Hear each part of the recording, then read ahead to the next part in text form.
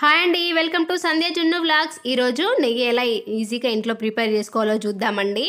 ఇవి మేము 1 లీటర్ పాలు తీసుకుంటాం రోజు. వాటిపైన పాలు వేడి చేసాక మీగడ వస్తుంది కదా, రోజు 1 స్పూన్ మీగడ వస్తుంది.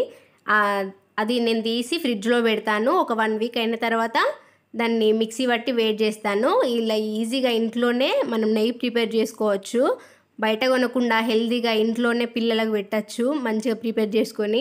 అందరం పాలు తీసుకుంటాం కదండి, పాలు వేడి చేసినప్పుడు పాలపైన మీగడ వస్తే దాన్ని తీసి ఫ్రిడ్జ్లో పెట్టుకొని పిల్లలు ఉన్నవాళ్ళు, పెద్దలు ఉన్నవాళ్ళు, నెయ్యి తినేవాళ్ళు ఇట్లా ఇంట్లోనే ఈజీగా ప్రిపేర్ చేసుకోండి. బయట ఇప్పుడు కల్తీ బాగా అయిపోయాయి, అందుకే అందరు ఇంట్లో పాలు తీసుకుంటారు కదా, పైన మీగడని తీసి ఇలా అప్పుడప్పుడు నెయ్యి చేసుకుంటూ ఉండండి. హెల్తీగా ఇంట్లోనే ప్రిపేర్ చేసుకొని తినవచ్చు.